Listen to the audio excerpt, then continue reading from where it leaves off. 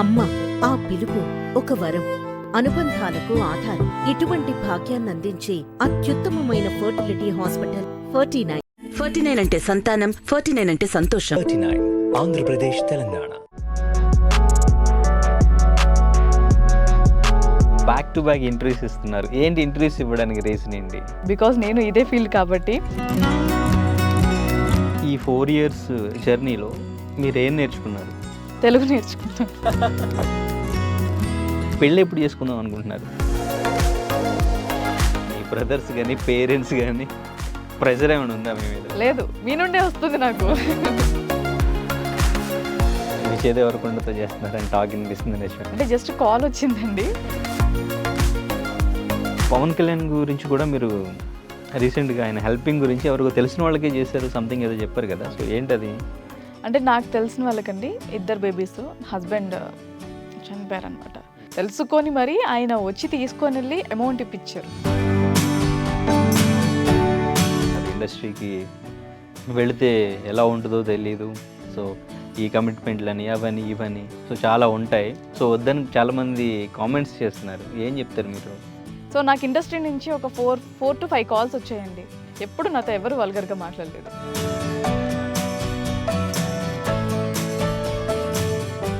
Hi hello నమస్తే, welcome to RTV. ఈరోజు మనతో పాటు ఉన్న గెస్ట్, సో ఈ మధ్యకాలంలో యూట్యూబ్ ఓపెన్ చేస్తే తనే కనిపిస్తున్నారు. సో చాలా ఫేమస్ అయ్యారు. సో అందరూ కూడా అమ్మాయిలందరూ కూడా చాలా పాష్గా ఉంటారు, కానీ తను చాలా డిఫరెంట్గా ట్రెడిషనల్గా ఉంటూ తను చేసే రీల్స్ చూసినా కానీ సాంగ్స్ కూడా 90s సాంగ్స్ చాలా పద్ధతిగా ఉండే సాంగ్స్ చేస్తూ సో ఈ మధ్యకాలంలో చాలా ఫేమస్ అయ్యారు. So none other than MB Chowdary గారు. సో ఈరోజు మనతో పాటు ఉన్నారు. మ్యాక్సిమం ఇంటర్వ్యూస్లో అన్నీ చెప్పేశారు, కొత్తగా ఈరోజు మన ఇంటర్వ్యూస్లో ఏమైనా చెప్తారేమో ట్రై చేద్దాం. హలో అండి. నమస్తే అండి. నమస్తే. నమస్తే పెట్టడం యాంకరింగ్ ఫీల్డ్లోకి వచ్చే అలవాటైందా ముందు నుంచి? నేర్చుకునే టైంలో ఇది కూడా ఒకటి నేర్చుకున్నాను అంతే. తెలుగు రాకుండా, తెలుగు చదవడం రాదు, రాయడం రాదు, సో బట్ ఈ యాంకర్ ఫీల్డ్ మీరు ఎందుకు చూస్ చేసుకున్నారు, ఎలా చూస్ చేసుకున్నారు? అంటే అమ్మకి నా స్క్రీన్లో కనిపించాలి అనేది ఒకటి ఉందన్నమాట. సో స్క్రీన్లో కనిపించు అని అడిగినప్పుడు సో నేను ఈ ఫీల్డ్ని చూస్ చేసుకున్నాను. లైక్ ఏముంది చదివేసి వెళ్ళిపోవచ్చు అనే వేలో వచ్చాను, కానీ ఇది పెద్ద బుక్ అనేది మాత్రం తర్వాత తెలిసింది. సో నేర్చుకోవడానికి, చదవడానికి, మాడ్యులేషన్ అంతా ఒక పెద్ద స్టోరీ అనమాట. సో అమ్మ అడిగినందుకు నేను ఈ ఫీల్డ్ చూస్ చేసుకున్నాను. సో రీసెంట్గా మీరు బ్యాక్ టు బ్యాక్ ఇంటర్వ్యూస్ ఇస్తున్నారు, ఏ ఛానల్ ఓపెన్ చేసినా మీరు కనిపిస్తున్నారు. ఏంటి ఇంటర్వ్యూస్ ఇవ్వడానికి రీజన్ ఏంటి? అంటే లైక్ ఫస్ట్ ఆధాన్ వాళ్ళు నన్ను అప్రోచ్ అయ్యారండి. సుధీర్ గారు అడిగారు. సో ఆ ఇంటర్వ్యూ ఇచ్చిన నెక్స్ట్ డేనే ఒక్కొక్క ఛానల్ ఇవ్వడం స్టార్ట్ చేశాను. సో నాకేంటంటే ఎవరైనా అడిగితే నో అని చెప్పడానికి ఉండదు, బికాజ్ నేను ఇదే ఫీల్డ్ కాబట్టి నేను ఒక గెస్ట్ని కోఆర్డినేట్ చేసుకునే ఛాన్సెస్ నాకు ఉంటాయి. సో నేను ఒక ఛానల్ చేస్తున్నా కాబట్టి సో నో చెప్పడం అయితే అలవాట్లేదు. సో కొంచెం లేట్ అయినప్పటికీ కూడా ఖచ్చితంగా ఇస్తాను. సో ఎవరిని వద్దు అనుకోకుండా నేను ఇస్తున్నాను, అంతకుమించి అయితే ఏం లేదు. సో అలానే నాకు ఫేమ్ కూడా అలానే వస్తుంది. హ్యాపీ. ఓకే. సో అంటే ఫేమ్ వస్తుంది, కొంచెం ఫేమస్ అవుతున్నాం అనేది కూడా ఉందా? సో ఇంటర్వ్యూస్ ఇవ్వడం వల్ల అన్ని ఫేమస్ అనేది అంటూ ఏం లేదండి. ఇంతకుముందు టిక్టాక్ ఉన్నప్పుడు కూడా చాలా మంది గుర్తుపట్టేవాళ్ళు. ఆల్రెడీ ఫేమస్ అంటారా మీరు? అంటే అట్లా నన్ను అంటే నోన్ పర్సన్గా అందరికీ ఒక నోటెడ్ అయిపోయింది ఆల్రెడీ. సో ఇంటర్వ్యూస్ వల్ల మళ్ళీ మీ వీడియోస్ చూస్తున్నాము, ఇలా ఇంటర్వ్యూస్లో చూసిన తర్వాత మీ ఐడి వెతికి చూస్తున్నాము అని చెప్పేసి చాలామంది కమెంట్స్లో కానీ ఇన్బాక్స్లో కానీ టెక్స్ట్ చేస్తున్నారు. సో ఫెల్ గుడ్. అయితే మీ పేరెంట్స్ మిమ్మల్ని స్క్రీన్లో చూడాలి అనుకున్నారు అని చెప్పారు.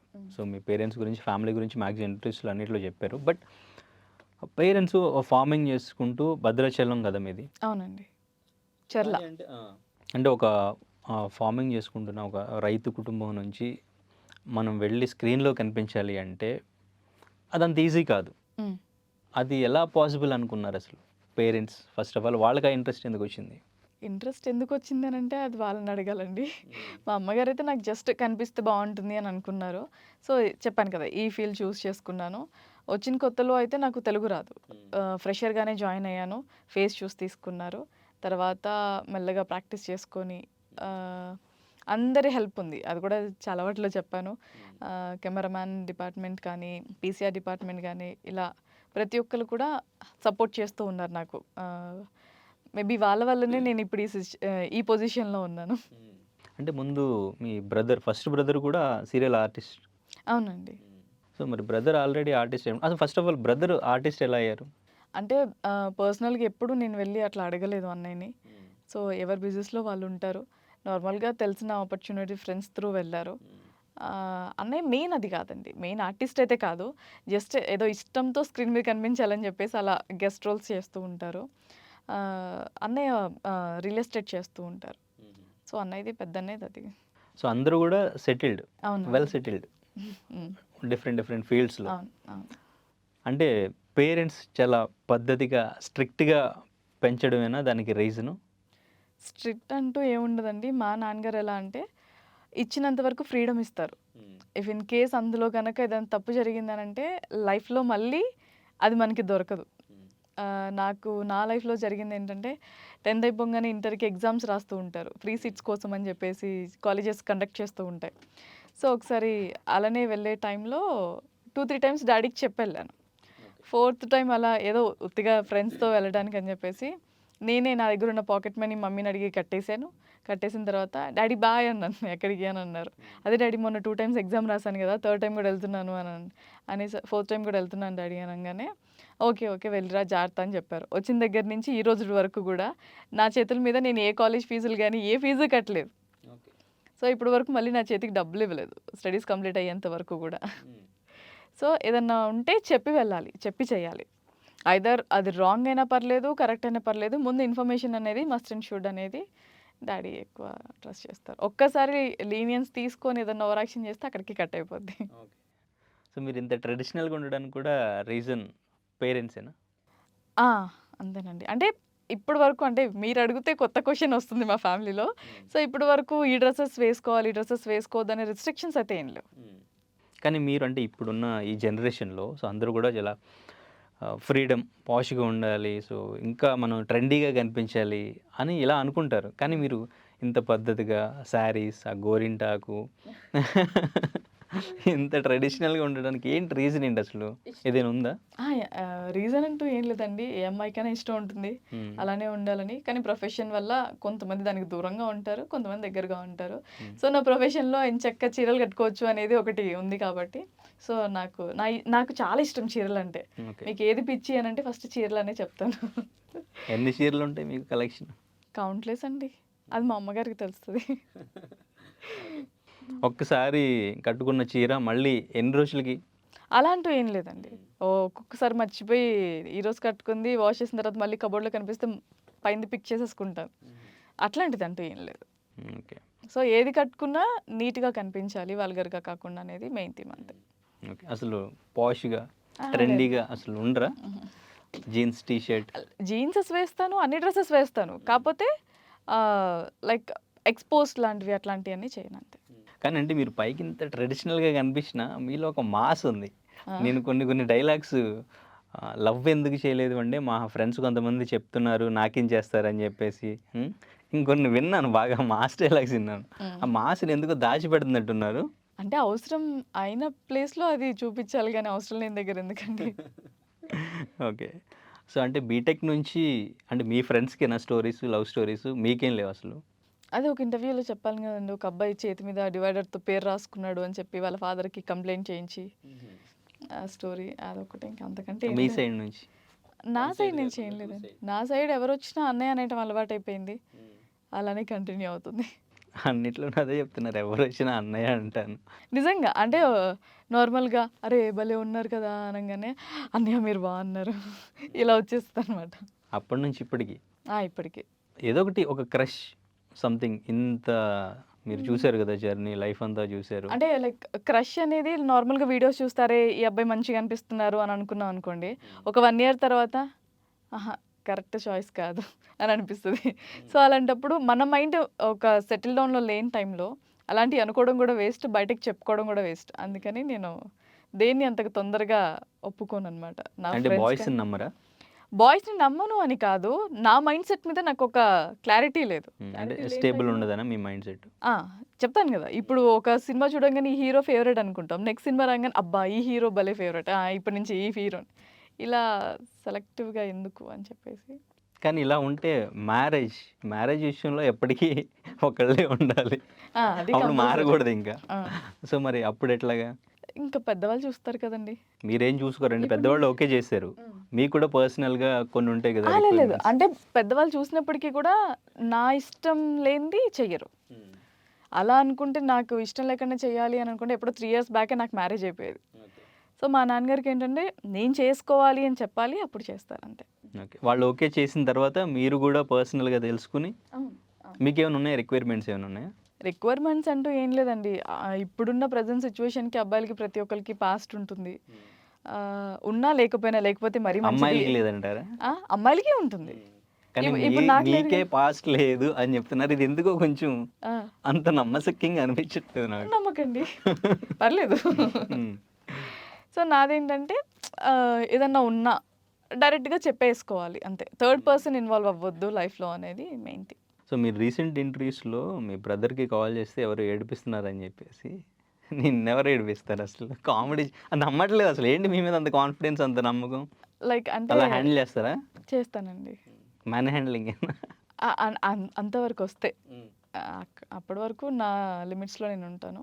అవతల పర్సన్ లిమిట్ క్రాస్ అయితే కనుక వదలను. ఏంటి కరాటీ కుంఫు ఏమైనా అట్లాంటివి ఏం నేర్చుకున్నారా? లేవండి. అయ్యన్ని ఎందుకంటే ఆడవాళ్ళకి చేయి చాలు. కొట్టారు, ఎంతమందిని కొట్టుంటారు? ఒక్కళ్ళనే కొట్టానండి, అది కూడా రాంగ్ ఇన్ఫర్మేషన్ పోర్ట్రేట్ చేస్తున్నారని చెప్పేసి ఒక పర్సనే కొట్టాను అంతే. ఏదో స్టూడియో సంథింగ్ మ్మ్. ఎక్కడో చేసినట్టున్నారు కదా ఛానల్. మ్మ్. ఓకే, మూవీస్ చూస్తుంటారు కదా, చూస్తుంటారా? తక్కువ, మూవీస్ చూడరు ఎక్కువగా చూడను. మీరు? ఏంటి బీటెక్ మ్మ్. కంప్యూటర్ సైన్స్ మ్మ్.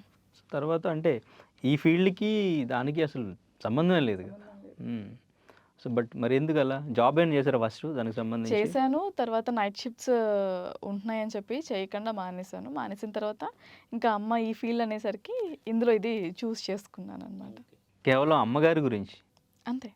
స్క్రీన్లో కనిపించాలి అని అమ్మగారు అనుకుంటున్నారు కాబట్టి ఆ, మీరు ఎక్కువగా అంటే ఎందుకు ఇంత ట్రెడిషనల్గా ఉంటున్నారు? మీ వీడియోస్ అన్నీ కూడా ఓల్డ్ సాంగ్స్ ఎందుకు ఉంటాయి అంటే, ఎవరు కూడా నన్ను తప్పుగా అనుకోవద్దు, మా రిలేటివ్స్ అయినా మా పేరెంట్స్ అయినా ఈ అమ్మాయి మా అమ్మాయి కాదు అన్నట్టు ఉండకూడదు అని అనుకున్నారు కదా. సో మరి ఇట్లా ఈ స్క్రీన్ షేరింగ్, అదే స్క్రీన్లో కనిపించడానికి, ఈ రీల్స్ చేయడానికి మీ రిలేటివ్స్ కానీ వీళ్ళంతా ఓకేనా, యాక్సెప్ట్ చేస్తారా? అంటే వాళ్ళు యాక్సెప్ట్ చేస్తారా అనేది నేను ఎప్పుడు ఆలోచించలేదు. సో నాకు ఇష్టమైంది ఇది ఆలోచిస్తున్నారు కదా, అట్లీస్ట్ మీరు రీల్ చేసే రీలు వాళ్ళు యాక్సెప్ట్ చేయాలి, వాళ్ళు తప్పుగా. పాయింట్ అంటే మీరు అడిగిన దానికి నేను ఇంటర్వ్యూస్లో చెప్పింది ఏంటి అని అంటే, నా వీడియోస్ ఒక 10 మంది చూడాలి, మా పిల్ల అని చెప్పుకునేటట్టు ఉండాలి. ఒకవేళ ఎవరైనా చూపించినా ఇది ఎవరో నాకు తెలియదు అన్నట్టుగా వండుకోకూడదు అని చెప్పేసి నేను అన్నాను అంతే తప్పితే వాళ్ళు యాక్సెప్ట్ చేస్తేనే చేశాను, వాళ్ళు యాక్సెప్ట్ చెప్పేసి చేయను అంటూ ఏం లేదు. సో నేను స్టార్ట్ చేశాను, ఎవరి పర్మిషన్ నాకు అవసరం లేదు.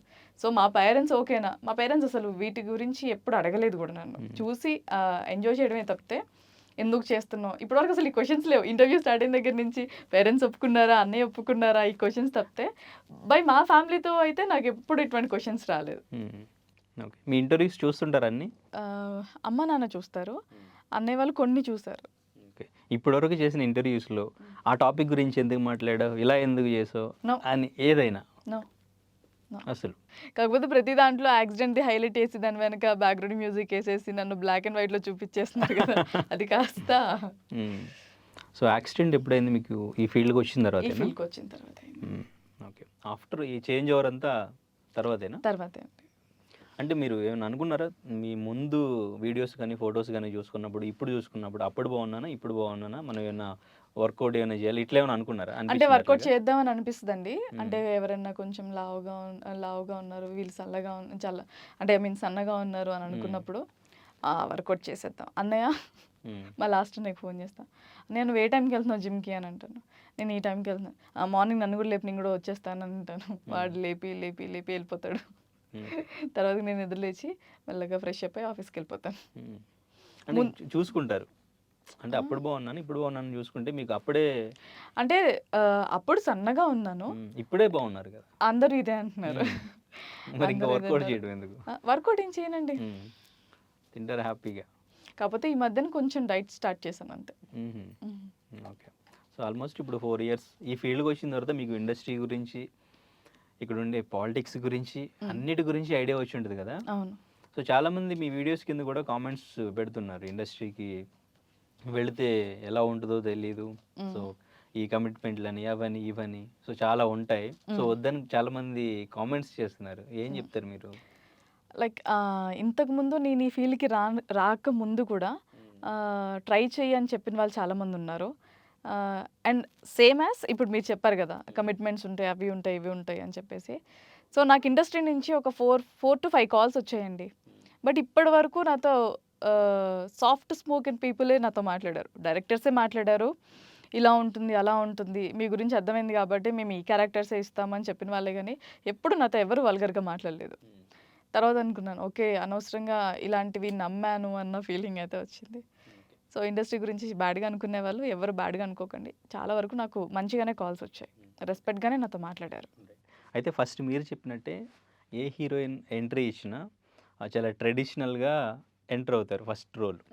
సో ఫస్ట్ అలాగే ఉంటుంది, కానీ తర్వాత కొంచెం కొంచెంగా సో బట్టలు తగ్గుతూ వెళతాయి, సో అలా క్యారెక్టర్స్ అనేవి వాళ్ళకి వస్తూ ఉంటాయి, సో అలా చేంజ్ అవుతుంటుంది. చాలామంది హీరోయిన్స్ని అట్లా చూస్తుంటారు కదా మీరు కూడా. అంటే ఏ హీరోయిన్ అయినా ఒక మూవీలోనే అన్ని డ్రెస్సెస్లో కనిపించేస్తారు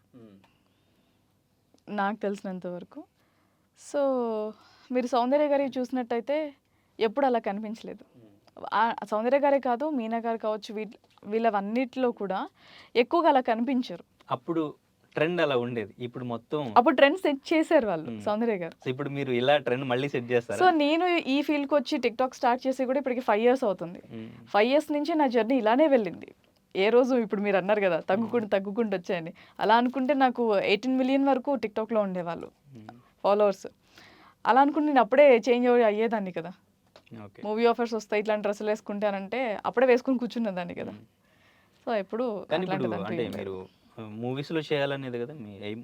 ఏమంటూ ఏం లేదండి, మంచి క్యారెక్టర్ వస్తే చేస్తాను, ఇదే ఏం పెట్టుకున్నాను దీంట్లోకి వెళ్ళాలి అనేది ఏం లేదు. ఎందుకంటే ముందుగా ఒకటి పెట్టుకొని దాంట్లోకి వెళ్ళలేదు అనుకోండి ఫీల్ అవ్వాల్సి వస్తుంది. సో అలాంటిది అంటూ ఏం లేదు.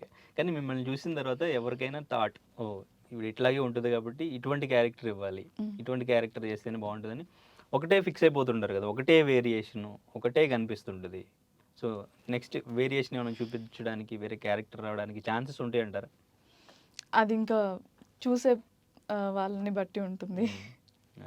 మీరు కూడా అంటే ఏమైనా పెట్టుకున్నారా, ఏదైనా క్యారెక్టర్ వస్తే ఇలానే ఉండాలి, నా డ్రెస్సింగ్ ఇట్లానే ఉండాలి? డ్రెస్సింగ్ అయితే ఇంతే ఉంటుందండి, జీన్సెస్, చుడీదార్స్, మేబీ టోటల్గా డ్రెస్అప్ అయితే ఉంటుంది, అంతేగాని ఎక్స్పోజింగ్ లాంటిది ఉండదు. ఓకే. సో అందరు ఏదో అనుకుంటారని చెప్పేసి నా కెరియర్ని అయితే నేను ఆపుకోలేను. సో నావే నాకు ఉంటుంది, కానీ నావే ఏంటంటే వల్గారిటీ అనేది డిస్ప్లే అవ్వకూడదు అనేది నాది. సో బ్రదర్ సపోర్ట్ అన్నిటికీ ఉంటుందా మీకు? అన్నిటికీ. ఓకే. సెకండ్ బ్రదర్ అంటే మీకు కొంచెం ఫియర్? ముగ్గురు అన్నయ్యలు అంటే భయమే, కాకపోతే లాస్ట్ అన్నయ్య నేను కొంచెం ఎక్కువ చనువుగా ఉంటాము. పెద్దన్నయ్య, సెకండ్ అన్నయ్య ఇద్దరు అంటే తిట్టక్కర్లేదు, వాళ్ళు ఏంట్రా అంటే చాలు ఏడుస్తాను. చిన్నప్పుడు ఎక్కువగా కొట్టుకోవడాలు ఉంటాయి కదా, సో అటువంటివి చాలా ఉన్నాయండి. అందరితోనూ ఉన్నాయి. అందరికీ నా గోర్ల మచ్చలు ఉంటాయి చేతులకి. ఓకే. అందరికీ ఉంటాయి. డ్రైవింగ్ కూడా ట్రాక్టర్ డ్రైవ్ చేస్తున్నారు, బైక్ డ్రైవ్ చేస్తున్నారు, ఏదో మీలో ఒక రెబల్ ఉంది కానీ తొక్కి పట్టి దాచేదేం లేదండి, డ్రైవ్ చేస్తాను. ట్రక్తో రాదు నాకు ట్రాక్టర్, అంటే ఎప్పుడు ట్రై చేయలేదు. ట్రక్ లేకుండా ట్రాక్టర్ డ్రైవ్ చేస్తాను, బైక్. నాకు రాందంటూ చేతకు ఒకటే, అదొక్కటి ఎప్పుడు ట్రై చేయలేదు, ఇప్పుడు ట్రై చేద్దామన్నా దొరకదు. సో అండ్ ఇంకా ఎవరైనా మ్యారేజ్ చేసుకుందాం, మీ గురించి తెలుసుకుందాం అనుకుంటే ఈ యూట్యూబ్ లింక్స్ అన్నీ కూడా చూస్తే సరిపోద్ది. ఎందుకంటే ఆల్మోస్ట్ మీ గురించి ప్రతిదీ పిన్ టు పిన్ చెప్పేసినట్టున్నారు మ్యాక్సిమం. ఇంకేమైనా పర్సనల్గా షేర్ చేసుకోవాల్సినవి ఉన్నాయా? పర్సనల్గా అంటూ ఏం లేదండి, ఏ బాయ్ ఫ్రెండో ఏదో ఒకటి ఉంటే పర్సనల్గా మెయింటైన్ చేయాల్సి వచ్చేది, అట్లాంటి కర్మ లేదు. ఎక్కడికంటే అక్కడికి ప్రశాంతంగా వెళ్ళొచ్చు మా నాన్నకు ఒక మాట చెప్పి. అంటే ఎప్పుడు అనిపించలేదా బాయ్ ఫ్రెండ్ ఉంటే ఎలా ఉంటుంది ఏంటి అసలు? అనిపించిందండి. ఏమనిపించింది నీకు? ఎగ్జామ్స్ రాసేటప్పుడు సెంటర్స్కి వెళ్తాం కదా, సెంటర్స్కి వెళ్ళినప్పుడు నాది రాయటం లేట్ అయిపోయేసరికి వెళ్ళిపోయారు అందరూ. వెళ్ళిపోతే నేను ఒక్కదాన్ని ఉన్నా. నా బెస్ట్ ఫ్రెండ్ జగదీష్ అని ఉంటాడు, వాడు కూడా వాడి గర్ల్ ఫ్రెండ్తో వెళ్ళిపోయాడు. అంటే వాడు అందరినీ గర్ల్ ఫ్రెండ్స్ లాగా ట్రీట్ చేస్తూ ఉంటారనమాట, పెద్ద చిన్న ఏం లేదు. సో పెళ్లి కుదిరింది, ఇప్పుడు మారాడు. ఇప్పుడు వాళ్ళ వైఫ్ చూసిందంటే. సో ఎవరు లేరు. మా అన్నయ్యకి కాల్ చేశాననమాట. అన్నయ్యకి కాల్ చేసి, "అన్నయ్య ఇక్కడ అసలు బండ్లు లేవు, ఏం లేవు, ఒక్కదాన్నే ఉన్నాను" అంటే ఒకతను అడిగితే ఒక హాఫ్ అన్ అవర్ తర్వాత ఒక బస్సు వస్తుంది అని చెప్పారనమాట. సో హాఫ్ అన్ అవర్ వరకు నేను వెయిట్ చేయాలని చెప్పేసి భరత్ అన్నయ్యకి ఫోన్ చేసి, "ఇప్పుడు ఎవ్వరు లేరు ఇక్కడ, నువ్వు వస్తావా రావా" అని చెప్పి కూర్చున్నాను. ఇంకా నా గోల భరించలేక అప్పుడు డ్రైవర్ని ఇచ్చి కార్ని పంపించాడు. ఓకే. ఇంక అప్పటి నుంచి ఎగ్జామ్స్ అయ్యేంత వరకు తనే పిక్ తనే డ్రాప్ అనమాట. అప్పుడు అనిపించిందా మీకు? అప్పుడు అనిపించింది ఉండుంటే బాగుండే. మరి వెతికారా? వెతికాన్ని ఫేసులు లేవండి. ఎన్ని ప్రపోజల్స్ వచ్చుంటాయి మీకు? చాలా వచ్చాయండి, చాలా. ఎన్ని ఉంటాయి మ్యాక్సిమం? అంటే మాకు బీటెక్ డేస్ నెంబర్ ఎప్పుడు అట్లా కౌంట్ ఎప్పుడు చేయలేదు.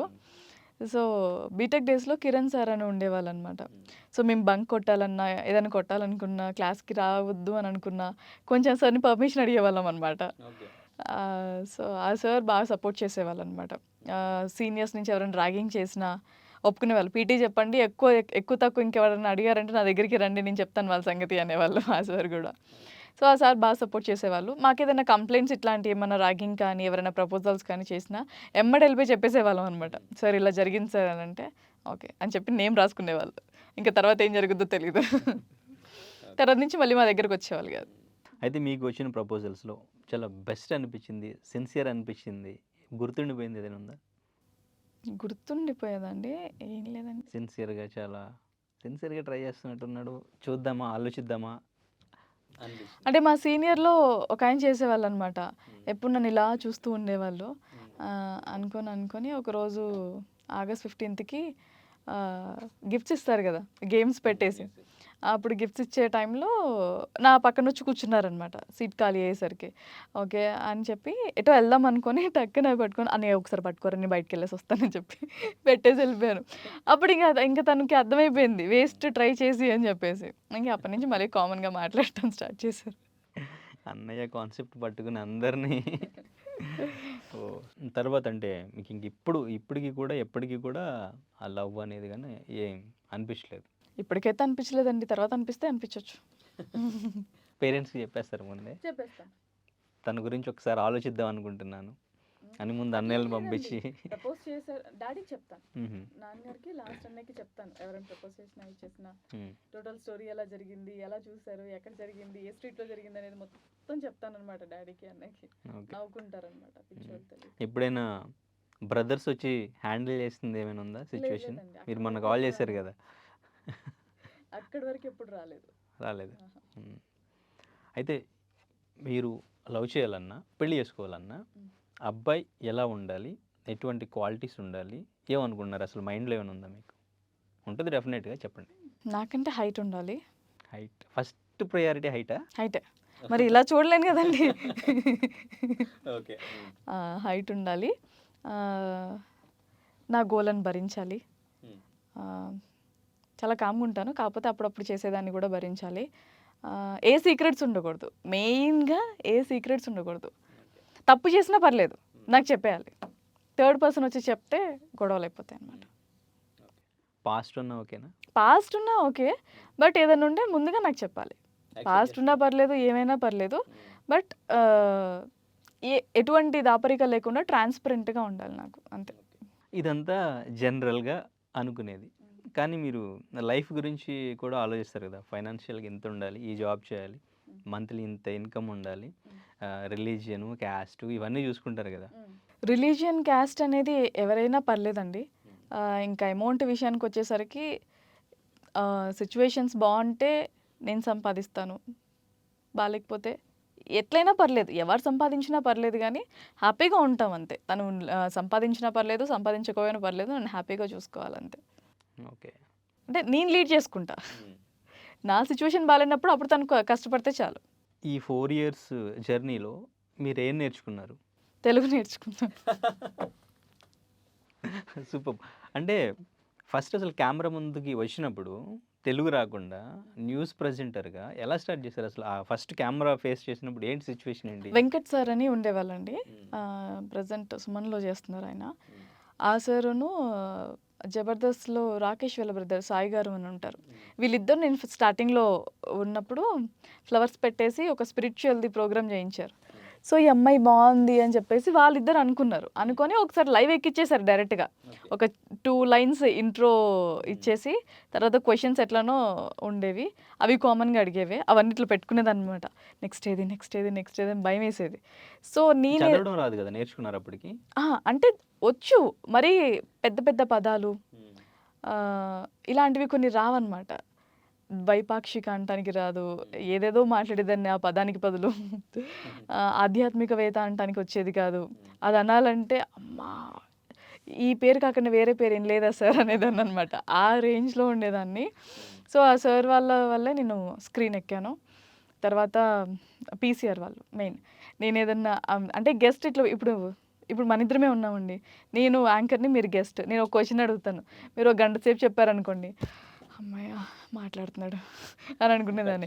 ఆపేశారనుకోండి, క్వశ్చన్ ఎత్తుక్కునే లోపు భయం వేసేసేది అనమాట. సో మనం ఏంటి అమ్మయ్య మాట్లాడుతున్నారు అని చెప్పి రిలాక్స్గా కూర్చునేదాన్ని. నెక్స్ట్ క్వశ్చన్ ఏంటనేది ఫస్ట్ చదువుకునేదాన్ని. వాడు ఆపేసరికి నాకు మళ్ళీ ఆ క్వశ్చన్ ఏదో గుర్తుకొచ్చేది కాదు.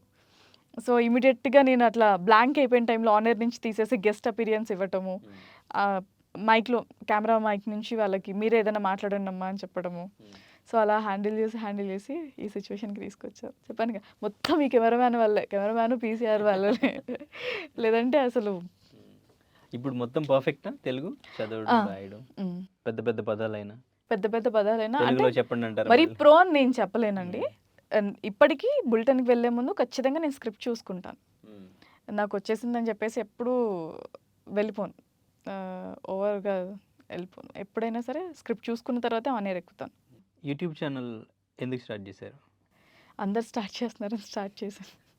ఇంతకుముందు ఏదో చెప్పారు, అంటే అన్ని స్టోర్ చేసుకోవడానికి ఎక్కడ స్టోర్ చేయాలో అందుకేనా? అందరు స్టార్ట్ చేశాను. స్టార్ట్ చేసిన తర్వాత అందరూ అంటే వాళ్ళ ఫేమ్ కోసం, వ్యూస్ కోసం, ఇన్కమ్ కోసం చేస్తున్నారు. అవును, నేను సేవింగ్స్ కోసం, వీడియో సేవింగ్స్ కోసం, డేటా స్టోరింగ్ కోసం. అవును కదండి, ఇప్పుడు మీ పెన్ డ్రైవ్ ఎక్కడైనా పోయిందంటే ఇంక మళ్ళీ దొరకదు అందులో అనుకోండి, పేరు కొట్టంగానే వచ్చేస్తాయి మన డేటా అంతా. అంతేగాని ఫేము, ఇన్కమ్. ఫేమ్ అంటే ఇప్పుడు అనవసరంగా నీకు ఫేమ్ తీసుకొచ్చానంటారు ఇప్పుడు చూసిన వాళ్ళు.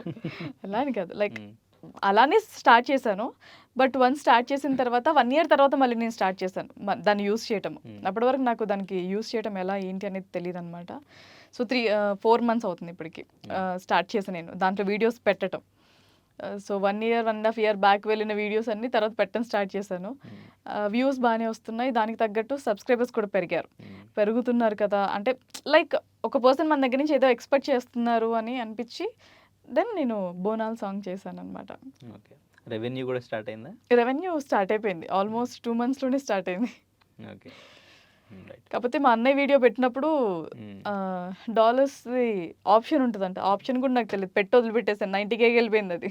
తర్వాత చెప్పారు దీనికి ఆప్షన్ ఉంటుంది, అది పెడితేనే నీకు అమౌంట్ వస్తాయనంటే ఆ ఆప్షన్ స్టార్ట్ చేసరికి అప్పటికే వ్యూస్ వెళ్ళిపోయినాయి. బోనాల్ సాంగ్ రీసెంట్గా చేశారు కదా, బోనాల్ సాంగ్ ఎలా చేశారు? ఆఫర్ ఎలా? ఆఫర్ అంటూ ఏం లేదండి, జస్ట్ ఫాలోవర్స్ పెరుగుతున్నారు. ప్లాన్ అంటే మొత్తం ఫోన్లోనే చేశాను. హౌ అంటున్నారా? ఓకే, అంటే నాకు తమ్నైల్స్ చేసి ఇస్తారు చైతన్య గారు అని చెప్పేసి, ఆయన అడిగాను అనమాట. సో ఇట్లా ఫోక్ సాంగ్ చేయాలనుకుంటున్నాను, నా దగ్గర ఎవరి నెంబర్స్ లేవు, ఎవరితో కాంటాక్ట్లో ఉండను. నాకు ఇప్పుడు కూడా నాకు జాబ్కి వెళ్ళానా, చదివేసుకున్నానా, ఇంటికి వెళ్ళిపోయాను అంతే. నాకు ఇంకో వింత ఏంటంటే నాకు వేరే రూట్స్ ఏవీ తెలియదు. మా అన్నయ్య వాళ్ళ ఇంటికి వెళ్ళే రూటు, మా మమ్మీ వాళ్ళ బ్రదర్ వాళ్ళ ఇంటికి వెళ్ళే రూట్స్ తీసుకెళ్ళిపోమని అక్కడ తీసుకెళ్ళిపోతా వితౌట్ గూగుల్ తల్లి. వేరే ఇంకెక్కడికైనా వెళ్ళాలంటే గూగుల్ తల్లి. ఇంతకు మిమ్మల్ని కూడా లొకేషన్ అడిగాను నేను. సో అలా అనమాట. వాళ్ళు ఒక నెంబర్ ఇచ్చారు, ఒక నెంబర్ ఇస్తే అతను ఇంకొక అతను అంటే రైటర్ది నెంబర్ ఇచ్చారు. ఇంకా ఆయన దగ్గర నుంచి స్టార్ట్ చేస్తే ఆయన్ని అడిగి ఇంకొకరిని అడిగి అలా ఎవరైతే ఫస్ట్ నెంబర్ ఇస్తున్నారో వాళ్ళని ఫిక్స్ చేసేసుకుంటున్నాను నేను. ఆప్షన్ కింద తీసుకోలేదు, ఫస్ట్ ప్రాజెక్ట్ కాబట్టి నాకు ఎవరిదైతే నెంబర్ వస్తుందో వాళ్ళతోనే చేద్దామో, మూవ్ ఆన్ అవుదామని చెప్పేసి రైటర్ దగ్గర నుంచి స్టార్ట్ చేస్తే మొత్తం కంప్లీట్ అయ్యేంత వరకు ఎవరైతే నాకు నెంబర్ సెండ్ చేస్తారో వాళ్ళతోనే ఫిక్స్. ఇంకా వాళ్ళు బాగా చేసినా చేయకపోయినా వీళ్ళతోనే చేయాలని మైండ్లో ఫిక్స్ అయ్యాను.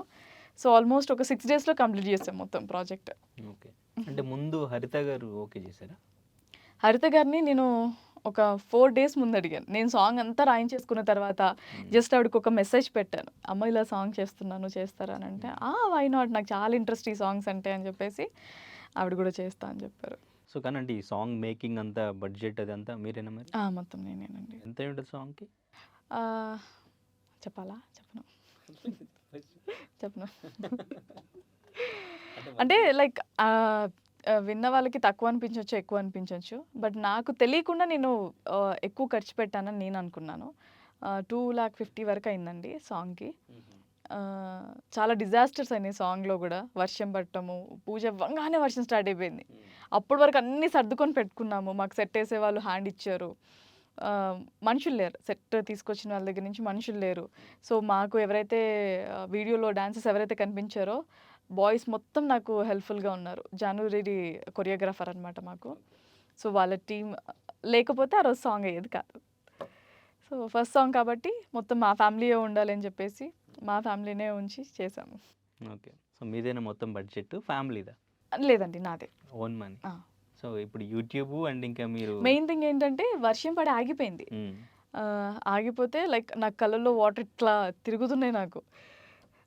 ఆ టైంలో లైక్ మా చిన్నన్నయ్య కూతురు, పెద్దన్నయ్య కూతుర్లు వీళ్ళందరూ, అక్క వాళ్ళ డాటర్ వీళ్ళందరూ వచ్చి వాళ్ళందరూ చిన్నపిల్లలు కదా, వాళ్ళు ఎలా చెప్తున్నారంటే ఏం కాదు పోనీ మారుతి, ఏం కాదు, నెక్స్ట్ టైం చేద్దాం, ఇంకో డే ప్లాన్ చేసుకుందాం, అందరం లీవ్స్ పెట్టుకుంటాం, డాడీ కూడా లీవ్ పెట్టేసుకుంటారు, అందరం కలిసి చేద్దాము, ఏదైనా తక్కువ అయినా నేను డాడీని అడిగి నేను ఇస్తాను ఇలా చెప్పారనమాట. అసలు అంటే లైక్ ఎప్పుడు కలుస్తాము అంతేగాని అంటారు కదండి కష్టం వచ్చినప్పుడు ఎవరు వస్తారు అని చెప్పేసి, నా కష్టంలో మాత్రం మా ఫ్యామిలీ ఉన్నారు. ఓకే. బ్రదర్స్ ఉన్నారు, ఏం జరిగినా అంతే. ఓకే. వదినలు కూడా అంతే. వాళ్ళు ఎంత బిజీ ఉన్నప్పటికీ కూడా ఒక మాట అడగంగానే ఆ రోజు వచ్చారు. అంటే నా చిన్నప్పటి నుంచి నేను అంటే వాళ్ళకి ఎప్పుడైతే మ్యారేజెస్ అయినాయో వాళ్ళు మా ఫ్యామిలీస్కి వచ్చిన దగ్గర నుంచి కూడా వాళ్ళు ఎప్పుడూ ఈ హైట్లో చూసాను నేను ఏ రోజు కూడా నేను ఈ హైట్లోనే వాళ్ళని చూసాను. వాళ్ళు ఉండే వే కూడా అట్లనే ఉంటుంది.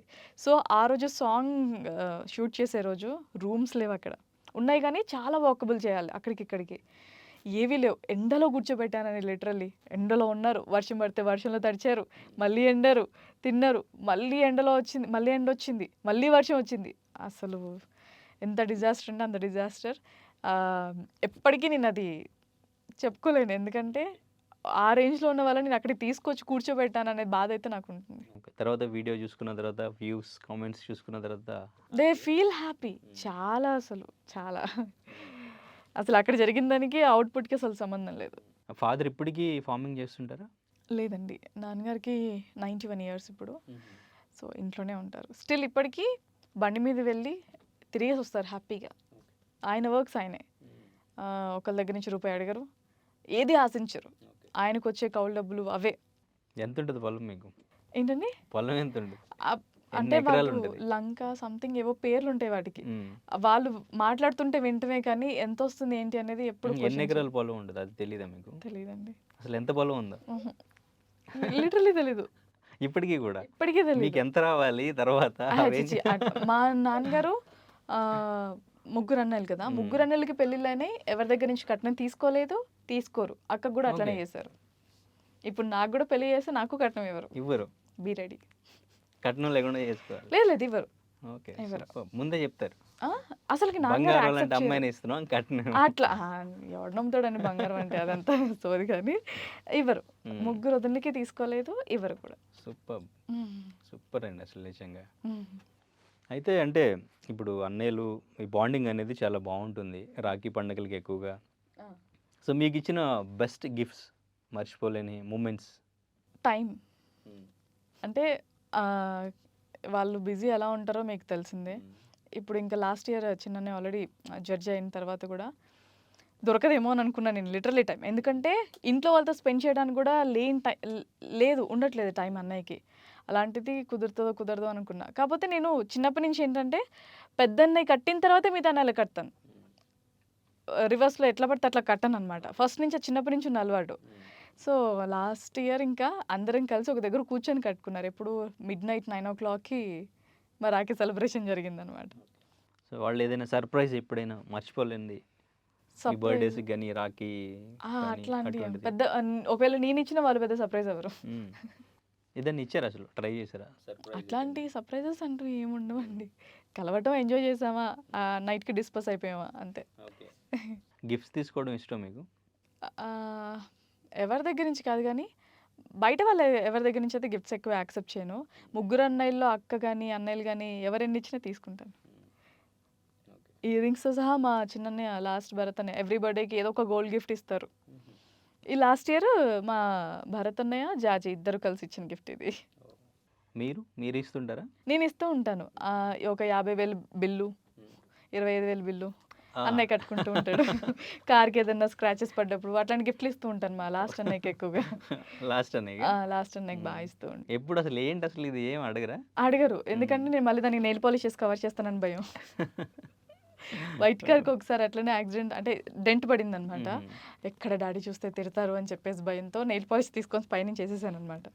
నైట్ కనిపించలే లైటింగ్‌లో, మార్నింగ్ అనిపించింది అది. డ్రాస్టిక్ చేంజ్ ఉంది అని చెప్పేసి. ఇది దీని పని అయ్యి ఉంటదని ఫిక్స్ అయిపోయారు. ఓకే. సో అయితే ఇప్పటివరకు మీరు ఏ ఇంటర్వ్యూలో చెప్పని సిచ్యువేషన్ మీ లైఫ్‌లో ఏదైనా ఏం లేదండి. బాగా హ్యాపీగా అంటే డైలీ అంటారా? డైలీ ఎక్కువగా మోర్ దాన్ బాగా అంటే గుర్తుండిపోయిన సిచ్యువేషన్ ఎప్పుడైనా? ఎవ్రీ మూమెంట్ అండి. అదొకటని చెప్పను. ఎవరితో ఉంటే మీకు ఏం గుర్తుకు రాకుండా చాలా పీస్‌ఫుల్‌గా ప్రశాంతంగా? గుర్తుకు రావు అంటే ఆఫీస్‌లో ఉంటే ఏం గుర్తుకు రావండి. ఎందుకంటే బులెటిన్ ఉంది, ఏం చదువుతాను భయంతో ఏం గుర్తురావు. అది కాకుండా అంటే పేరెంట్స్ కానీ లేదంటే ఫ్రెండ్స్ కానీ, ఫ్రెండ్స్ ఉన్నారా మీకు? ఉన్నారండి. ఎందుకు లేరు? కావాల్సినంత మంది ఉన్నారు. బాయ్స్ ఉంటారా? ఉంటారు. Boys friends కాకూడదా? బాయ్స్ ఉంటారా అని అడిగారే.